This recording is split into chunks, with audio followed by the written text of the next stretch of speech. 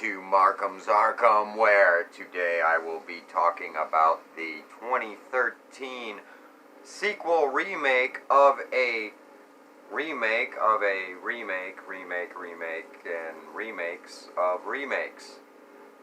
Fright Night 2, The New Blood, directed by Eduardo Rodriguez, and starring Will Payne as Charlie Brewster, Jamie Murray as Jerry, the vampire lady villain in this movie, and Sean Powers, Peter Vincent, and Chris Waller as Evil Ed Bates.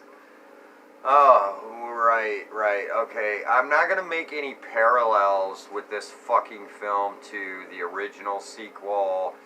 So, in Romania, Charlie Brewster and his friends discover that their alluring art professor is a real-life vampire, hell-bent on completing an ancient ritual with Amy's blood. This film mixes in the vampire mythology with Countess Bathory and the rumors of the would-be notorious countess who bathed in virgin blood.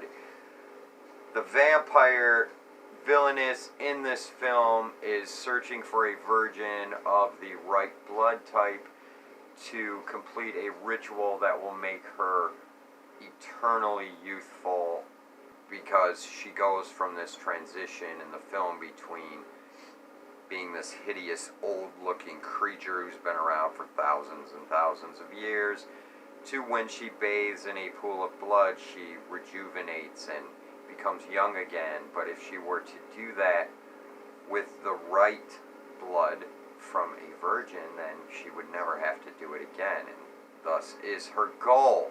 This really isn't much of a sequel to the remake of the first one. This is more of a remake of the first film in a lot of ways. There's no continuity between the first remake and this sequel whatsoever. No continuing actors playing the same roles. There's another actor playing Evil Ed again, who they reintroduce in this film. The one thing about Evil Ed in this film is that the actor who plays him before he turns into a vampire, he plays the character like he's really lame and cheesy and just trying to be funny, and he doesn't come off as very convincing at all, and he doesn't really do a good job whatsoever of winning you over until he becomes a vampire. He is much more zealous about his performance and his delivery as the vampire, and he's much cooler. It's like he comes together as the character and really does a more refined and polished delivery.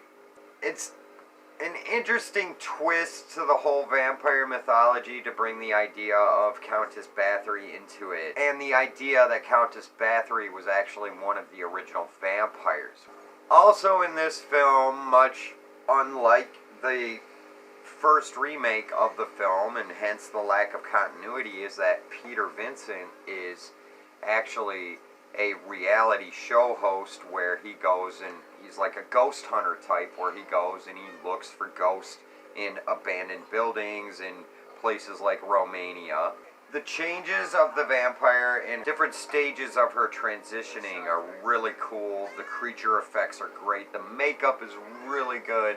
This film as a vampire film is actually really well done. It's really gory, it's gruesome, it gives you a brutal delivery and a dark, twisted, unforgiving look at the real brutality of the whole vampire attack. And another interesting twist to this film, bringing out the sexual side of the vampire through the female vampire as opposed to the male seductor.